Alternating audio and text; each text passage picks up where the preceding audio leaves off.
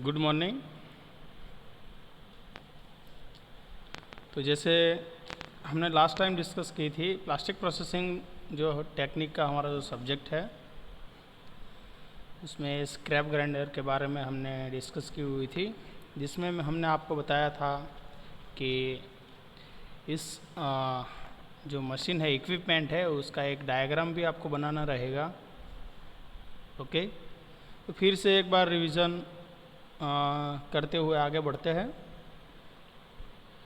Scrap grinder जो defective product को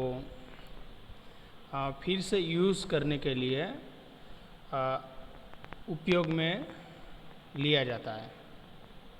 जैसे कि डिफेक्टिव आर्टिकल जो रहते प्लास्टिक का प्रोसेस के दौरान जो डिफेक्टिव आर्टिकल निकलते हैं उसको फिर से ग्राइंड करके, क्रश करके स्मॉल पार्टिकल्स में, ग्रेन्यूल्स में कन्वर्ट करके उसको फिर से मशीन में, प्लास्टिक प्रोसेसिंग मशीनरी में यूज़ किया जाता है। लेकिन वो जिसमें थर्मोप्लास्टिक मटेरियल ही यूज होता हो वो plastic material.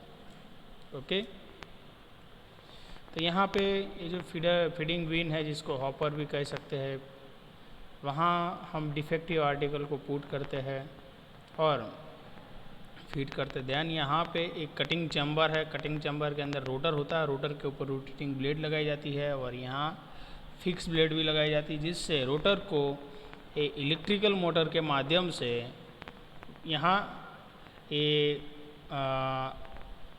Pulley and belt के थ्रू रोटर को भी रोटेट किया जाता है, सो दैट रोटर भी रोटेट होने से ये जो कटिंग चैम्बर है वहाँ पे जो भी डिफेक्टिव आर्टिकल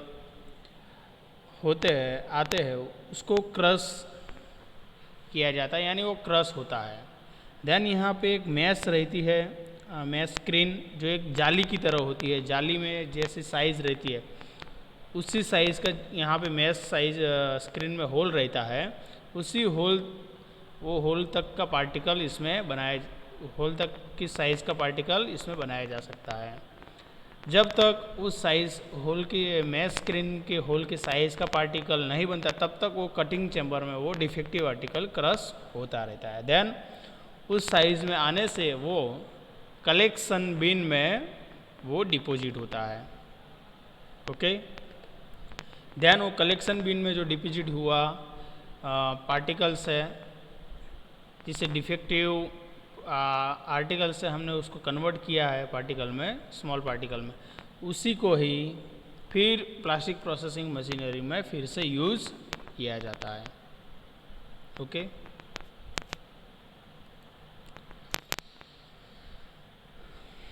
जैसे यहाँ पे आपको कटिंग चैम्बर दिख रहा है, वहाँ पे रोटर है, रोटर के ऊपर ब्लेड लगाई हुई है। ये जो ब्लेड आपको दिख रही है यहाँ पे, जो दिख रहा है वो फिक्स ब्लेड है। जैसे ये जो आपको ब्लेड है रोटर के ऊपर लगाई हुई रोटेटिंग ब्लेड, और यहाँ जो ये ब्लेड लगी हुई है वो फिक्स ब्लेड है, ये और यह। जैसे यहाँ पे भी आपको समझ में आएगा। तो प्रिंसिपल भी हमने देखा था, when feeding waste plastic material through the hopper into the machine, start the scrap grinder whereby the cutting chamber grind the waste material with the help of a blade and deposit this plastic small material into a collection bin। जैसे कि मैंने यहाँ पे आपको जो बताया वही in English में है। पार्ट्स ऑफ स्क्रैप ग्राइंडर, तो वो भी हमने डिस्कस की थी। Parts of scrap grinder, hopper यानी feeding bin, cutting chamber, rotor, fixed blade, rotating blade, mesh screen, collection bin, motor, pulley, V belt and level pad. तो हमने लास्ट टाइम जो भी फंक्शंस के बारे में डिस्कस की हुई थी वो यहाँ तक किया हुआ था, मैश स्क्रीन तक। फिर भी एक बार नज़र कर लेते हैं, देख लेते हैं। हॉपर जिसके अंदर डिफेक्टिव आर्टिकल को फीड किया जाता है, जिसके थ्रू कटिंग चैम्बर में जो हॉपर के थ्रू फीडिंग बेन के थ्रू जो डिफेक्टिव आर्टिकल फीड होता है वो फाइनली कटिंग चैम्बर में पहुंचता है। वहाँ पे उसको ब्लेड्स के थ्रू उसको क्रश किया जाता है। रोटर को कटिंग चैम्बर में प्लेस किया जाता है, जिसे मोटर के थ्रू एक सीजर की तरह एक काम करता है, और वो मोटर के थ्रू ऑपरेट होता है कटिंग चैम्बर के अंदर। और रोटर के ऊपर, जैसे आप देख रहे हो, ये रोटर है, रोटर के ऊपर ये जो लगा हुआ है वो ब्लेड है। रोटर के ऊपर रोटेटिंग ब्लेड फिक्स की जाती है, यानी लगाई जाती है। जैसे यहाँ पे भी ये रोटर है, रोटर के ऊपर रेड कलर में जो है वो ब्लेड लगाई गई है, जैसे आप यहाँ पे भी देख पा रहे होगे। Then fix blade and rotating blade, जो कि यहाँ पे आपको समझ में आ जाएगा। ये फिक्स ब्लेड है, ये रोटेटिंग ब्लेड है। यहाँ पे ये रोटेटिंग है और ये फिक्स ब्लेड है। तो इन दोनों के बीच में ही यहाँ पे डिफेक्टिव आर्टिकल क्रश होता है। और यहाँ आपको थोड़ा सा हल्का नज़र लगाइए तो पता चलेगा, ये मैश स्क्रीन यहाँ पे भी पीछे नीचे में लगी हुई है। जो होल्स आपको दिख रहे हैं उसी होल साइज तक वो फिक्स ब्लेड और रोटेटिंग ब्लेड के थ्रू वो क्रश होता रहेगा। जब तक वो उस होल की साइज़ नहीं मिलती तब तक वो क्रश होता रहेगा। ओके। मैश स्क्रीन, जैसे यहाँ पे आपको मैंने बताया था, हल्की सी नज़र करिए तो मैश स्क्रीन दिखेगी। वो इसी टाइप की मैश स्क्रीन होती है। इसके ऊपर जो होल्स है वो होल की साइज़ तक जब तक नहीं आता है वो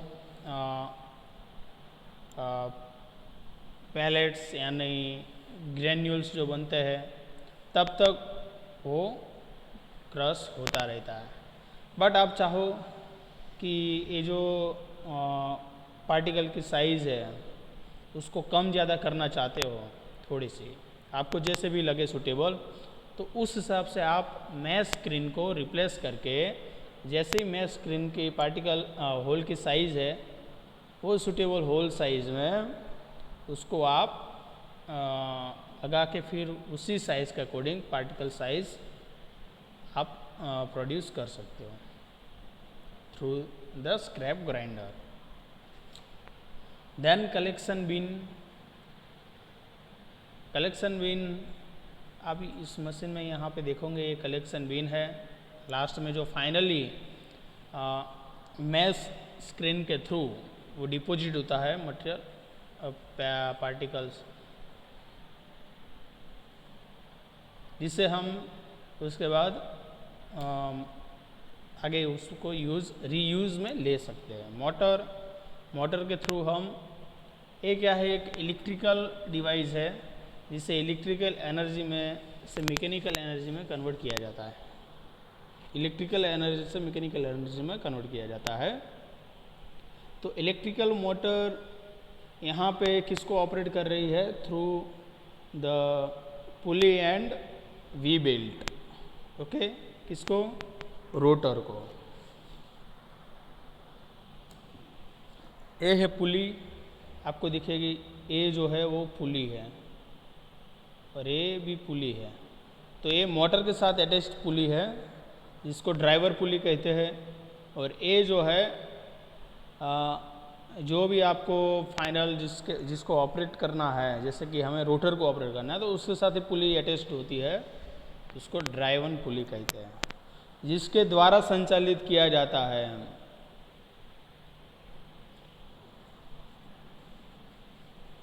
इसके द्वारा इलेक्ट्रिकल मोटर के साथ जो पुली लगी हुई है उस पुली के द्वारा यह पुली को संचालित किया जा रहा है, इसीलिए इसको ड्राइवन पुली कहेंगे। ये वी बेल्ट, तो यहाँ पे भी आपको पता चलेगा ये बेल्ट यहाँ पे आइडेंटिफाई किया जा रहा है, मेंशन किया हुआ है। तो ये जो बेल्ट है वो वी बेल्ट है, उसको transverse power of the one shaft to another shaft, यानी शाफ्ट बोले तो ये इलेक्ट्रिकल मोटर के शाफ्ट और यहाँ रोटर के शाफ्ट है, तो उस दोनों को मतलब यहाँ से जो पावर मिल रहा है उस पावर को यहाँ तक ट्रांसमिट करने के लिए वी बेल्ट का यूज़ किया जाता है। इन केस वी बेल्ट नहीं होता है तो क्या होगा, कोई बेल्ट ही नहीं लगाते हम तो ऑटोमेटिक तो थोड़ी यहाँ पे ट्रांसमिट होगा पावर, इसका नहीं होगा ना। तो इसीलिए अराउंड द पुली ये वी बेल्ट लगा हुआ रहता है जिससे पावर को ट्रांसमिट किया जाता है। लेवल पेड आप यहाँ पे देखोगे, level pad are use to when the machines being levelled need to be isolated from vibration from the machine to floor or floor to machine.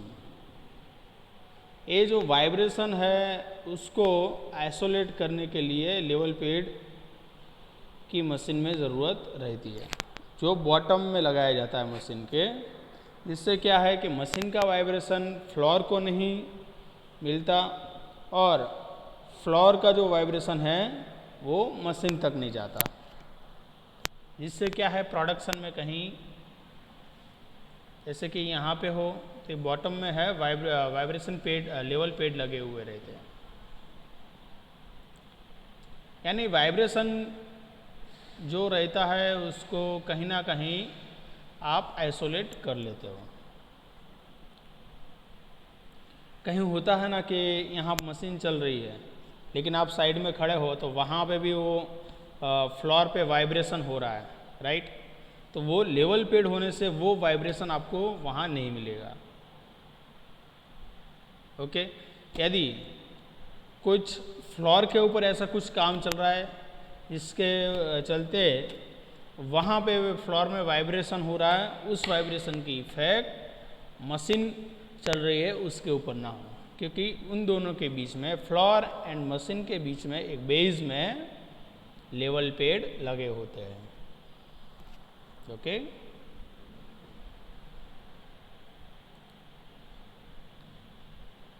आई नट, तो यहाँ पे आई नट आपको बताया गया है, this nut is attached to crushing room and hold the room so that the scraps does not come out from the crushing room. तो ये आई nuts जो है, जैसे कि आपको क्रशिंग चैम्बर को ओपन करना है, ओके, तो उसको इसको लूज करके आप ओपन कर सकते हो, बट देन वर्किंग टाइम आप इसको लॉक करके रखते हो। ओके, तो सपोर्टिंग फ्रेम, इस सपोर्टिंग फ्रेम के ऊपर ही पूरी ये इक्विपमेंट है, स्क्रैप ग्राइंडर मशीन है, वो रहती है सपोर्ट में। The supports the whole scrap unit.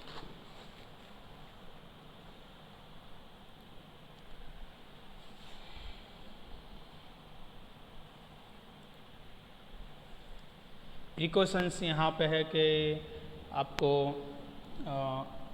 Safety goggles रखने हैं, वो पहनने, फेस शील्ड पहननी है, ओके, आपके प्रोटेक्शन के लिए। जो भी स्क्रैप है वो हो सकता है स्क्रैप ग्राइंडर में वो रोटेशन में आता है डिफेक्टिव आर्टिकल, तो वो पूरा फ्लाइंग होके वो आर्टिकल आपके ऊपर ना आए, जिससे क्या है फेस शील्ड रहने से वो आपको प्रोटेक्ट करता है। Hand gloves, apron, safety shoes, वो सब पहनना है वर्किंग एरिया में। ओके, देन जो फ्लोर है, फ्लोर की अराउंड में, आसपास में आपको वर्क एरिया जो है वहाँ उसको क्लीन रखना है। ओके, देन कंटामिनेशन जो भी रहेंगे वहाँ पे उसको दूर रखना है। ऐसे सब प्रिकॉशंस है, तो ये सब प्रिकॉशंस भी आप नोट कीजिएगा। फाइनली ये भी आपको पता चले कि ये भी एक स्क्रैप ग्राइंडर का इस तरीके का 3D डिज़ाइन है। तो इलेक्ट्रिकल मोटर, ये पुली है, ये बड़ी पुली है, ये वी बेल्ट है, ओके, जिसके थ्रू अंदर में जो रोटर है, रोटर की शाफ्ट जो है इस पुली के साथ जुड़ी हुई अटैच्ड है, ठीक है। ये हॉपर है, हॉपर के थ्रू यहाँ मटेरियल आप डालोगे तो सीधा क्रशिंग चैम्बर में जाएगा। ध्यान, नीचे में कलेक्शन बिन रहता है जिससे आप वो जो फाइनल जो मटेरियल डिपॉजिट होता है वो आपको मिलता है। ओके।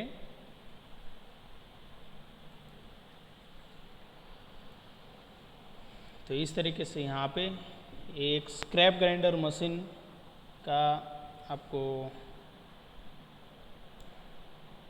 जो इन्फॉर्मेशन मिला, जिससे आपको बहुत कुछ पता चल सकता है। तो आप लोग को एक रिक्वेस्ट है, काइंडली रिक्वेस्ट कि आप इसका एक नोट बनाइएगा, जैसे मैं आपको बताने जा रहा हूँ। आप उसको पोज करके धीरे धीरे उसको सबका पूरा राइट करिएगा, नोट बनाइएगा, कॉपी।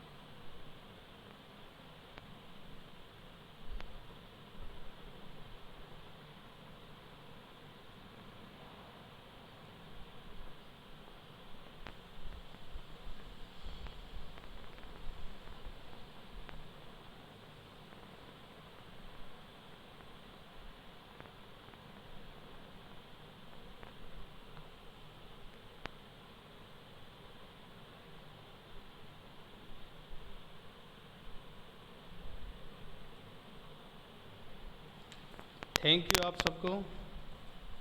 यहाँ पे हम क्लास को समाप्त करते हैं। धन्यवाद।